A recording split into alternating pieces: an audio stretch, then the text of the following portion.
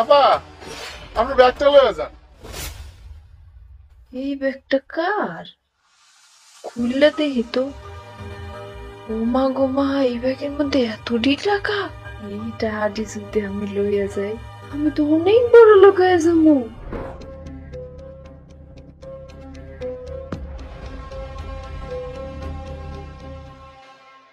তুমি একটু বসো গাড়িতে, আমি কিছু সবজি নিয়ে আসি। হ্যাঁ স্যার আমিও আসি। না না, আসলে বেশি সবজি নিব না তো, তুমি থাকো, আমি নিয়ে আসছি। ওকে স্যার, যদি বাজার বেশি হয় আমাকে বলবেন, আমি হেল্প করব। আচ্ছা ঠিক আছে, বসো।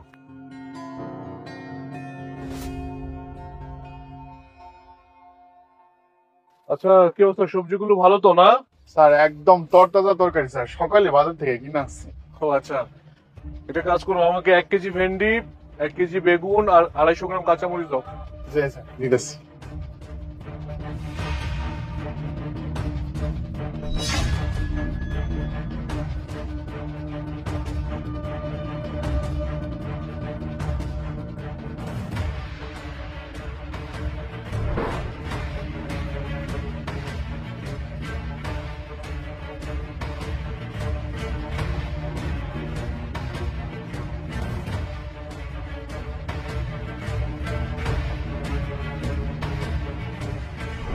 আচ্ছা আচ্ছা, এই বেগুনটা দাও, এই দুটা বেগুন দাও। আচ্ছা, কত হয়েছে আমার? স্যার ভেন্ডি, বেগুন আর কাঁচামরিচ সব মিলে স্যার 220 টাকা হয়েছে। 120 না? ও, এই নাও। জি স্যার।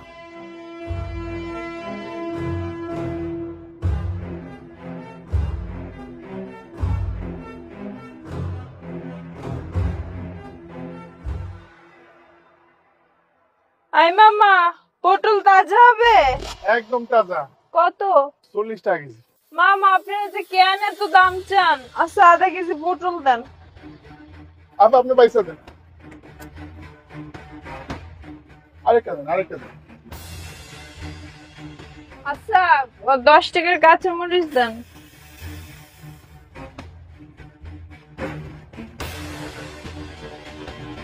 কত হইছে? আপা 30 টাকা।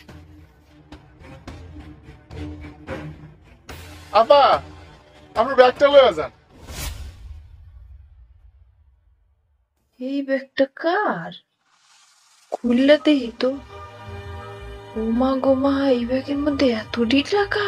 এইটা আদি যদি আমি লইয়া যাই, আমি তো অনেক বড় লোক হয়ে যাবো। না না না, আমি এটা কি ভাবতেছি? কাটা আমি লইয়া যাবো? না না, আমি এই কাম করতে পারবো না। যাটা আমি হারিয়ে ফেরত দেবো। কি ব্যাপার আপা, ব্যাগটা কি আপনার না? ভাই, আমারই তো ব্যাগ। ভুল করে থুয়ে গেছিলাম, লয়ে যেতেছি আমি।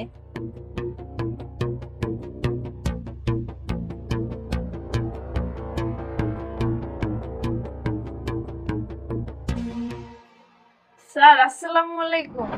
স্যার, একটু ভিতরে আসতে পারি? তুমি, তোমার এখানে কোনো কাজ আছে?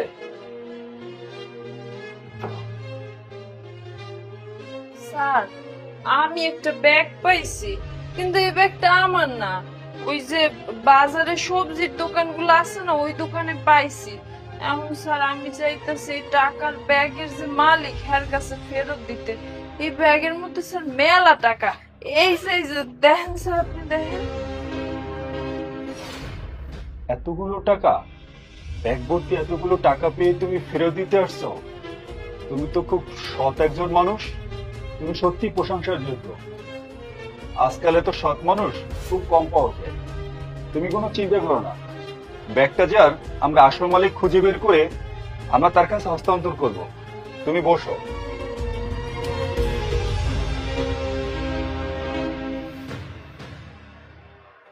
কনস্টেবল, 2টা চা পাঠাও। স্যার, আমার একটা ব্যাগ হারিয়েছে, ব্যাগের মধ্যে অনেকগুলো টাকা এবং ইম্পর্টেন্ট কিছু ডকুমেন্টস ছিল। আচ্ছা, আপনি কোনো সন্ধান পেয়েছেন? আরে আরে, রাকিব সাহেব, শান্ত হন আপনি। আসুন, বসুন আপনি এখানে।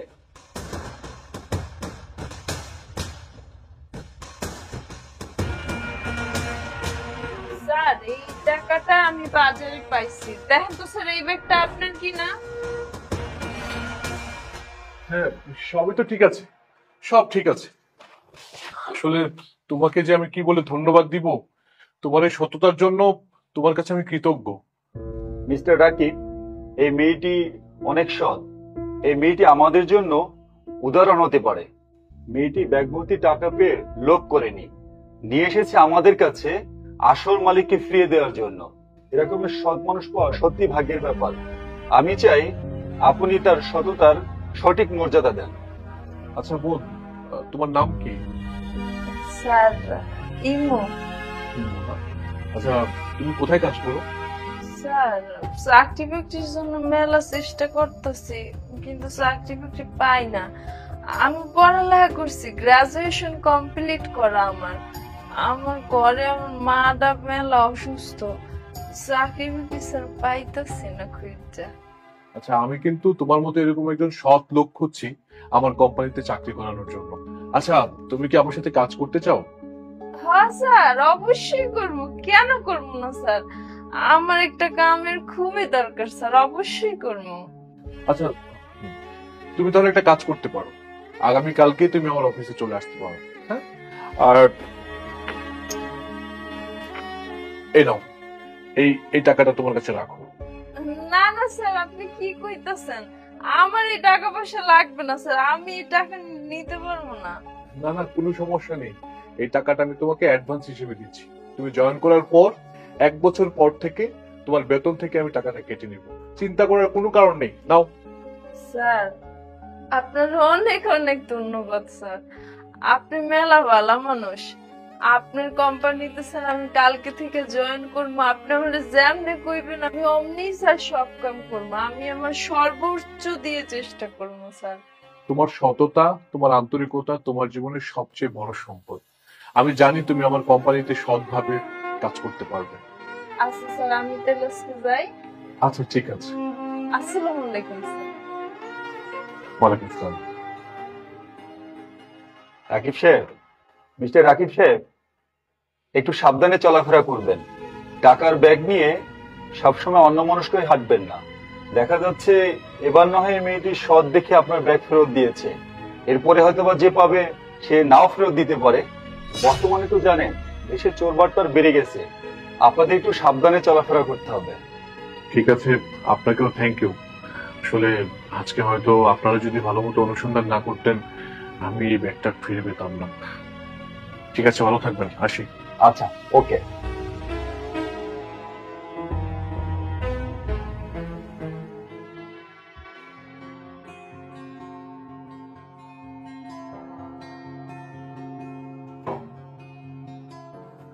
স্যার, আসসালামু আলাইকুম।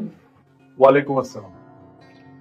সত্যি বলতে আমি তোমার কাজ দেখে তোমার কাজে অনেক সন্তুষ্ট হয়েছি। তোমার কাজে সন্তুষ্ট হয়ে আজকের পর থেকে এই কোম্পানিতে তোমাকে ম্যানেজারের দায়িত্ব দিচ্ছি। স্যার, আমি আপনার প্রতি অনেক কৃতজ্ঞ। সত্যি বলতে তোমার সত্তার জন্য আজকে তুমি এই পর্যন্ত আসতে পেরেছো। আমাদের কোম্পানি থেকে তোমাকে একটা গাড়ি এবং একটা ফ্ল্যাট দেওয়া হবে, আর আগামীকালকে থেকে তুমি আমাদের অফিসে ম্যানেজারের দায়িত্ব পালন করবে, ঠিক আছে? তবে তুমি যেভাবে আমাদের এই কোম্পানির জন্য কাজ করে যাচ্ছ সততার সাথে, এই সততার সাথে কাজ করে যাওয়ার কারণে তোমার যেমন উন্নতি হচ্ছে, আশা করি ভবিষ্যতে আমাদের এই কোম্পানিরও তোমার দ্বারা উন্নতি হবে। Good work, keep working. Thank you so much sir, আমি আপনার প্রতি অনেক কৃতজ্ঞ।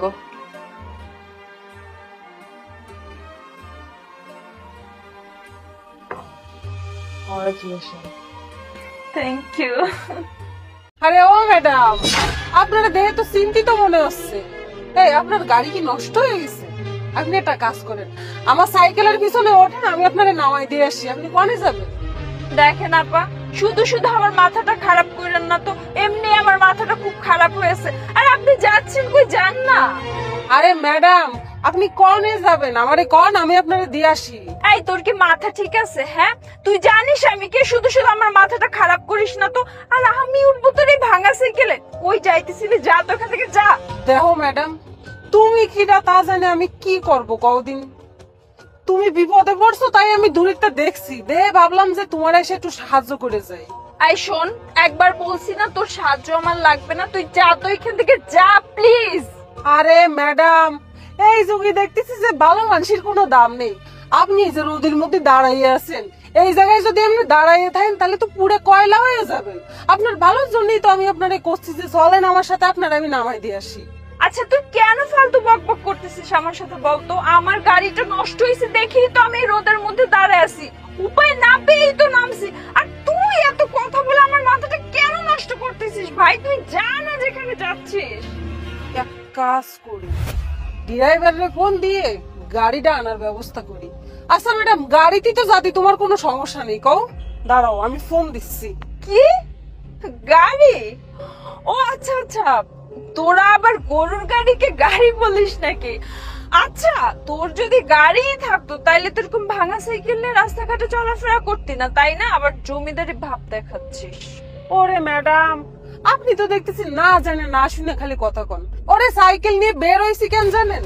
আমার পায়ে হলো সমস্যা, ডাক্তার দেখাইলাম। ডাক্তার কইছে যে জানো পায়ে সবসময় হাঁটাহাঁটি করি, সাইকেল চালাই, তাহলে আমার পাওটা তাড়াতাড়ি ঠিক হয়ে যাবে।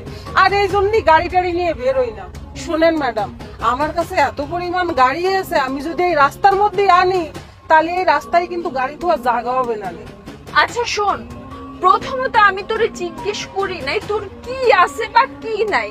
তুই দেখতেছি নিজে নিজে ঢোল পিটাচ্ছিস, আর তোর এইটা আছে ওইটা আছে, তোর এত ক্ষমতা আছে, আমি সেটা কিভাবে বিশ্বাস করবো বলতো?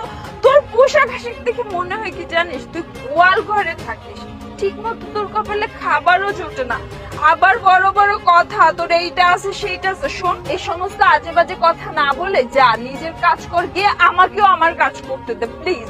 ঠিক আছে, আমি আমার ড্রাইভারে ফোন দিচ্ছি।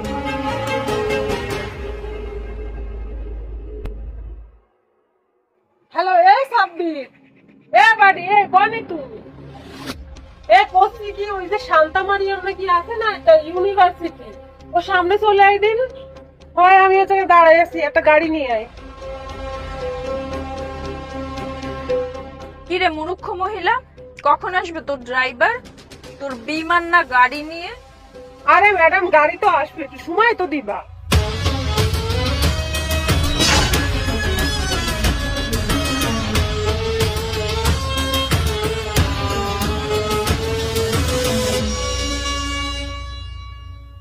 ম্যাডাম আসসালামু আলাইকুম। বাড়ি, তোরে আমি কোন সময় ফোন দিলাম আমার একটু কদিন, সেই কোন সময় ফোন দিছি তোর আসতে এতক্ষণ লাগে? গাড়ি আনি। আপনি এটা কেমন কথা বলতেছেন? আমি তো গাড়ি লয়ে আইছি, আর এটা তো আপনারই গাড়ি। কেন ম্যাডাম, অন্য গাড়ি আসার কথা ছিল নাকি? এটা কি সত্যি সত্যি ওই ম্যাডামের গাড়ি? ম্যাডাম, এটা ওনারই গাড়ি। আর তাছাড়া এই গাড়ি কেন, এরকম দামি দামি আরো অনেক গাড়ি আছে ওনার কাছে। উনি অনেক টাকা পয়সার মালিক। আর এই যে এই এলাকা দেখতেছেন না, এই এলাকাটা ওনার কথাই চলে। আর আপনি যদি কাউকে জিজ্ঞেস করেন তাহলে আপনি বুঝতে পারবেন উনি আসলে কেমন মানুষ। আপু, আই এম সো সরি, এতক্ষণ আপনার সাথে অনেক খারাপ ব্যবহার করেছি, বাজে আচরণ করেছি, অনেক কটু কথা শুনিয়েছি। আপু আপনি প্লিজ আমাকে ক্ষমা করে দিবেন, আমার একদমই উচিত হয় না এরকম বিহেভ করার। আমি আর নেক্সট টাইম কখনোই মানুষের সাথে এরকম বাজে ব্যবহার করব না। কি ব্যাপার ম্যাডাম, গাড়ি দেখার সাথে সাথে দেখি আপনার রূপ পুরো পাল্টে গেছে। আমি কইলাম না আমার গাড়ি আছে, গাড়ি দেখার পরে যেন আপনার চেহারা পাল্টে না যায়, তাই এখন দেখতেছি সত্যি সত্যি আপনার চেহারা পাল্টে গেছে। শোনেন ম্যাডাম, আপনারে কিছু কথা কই।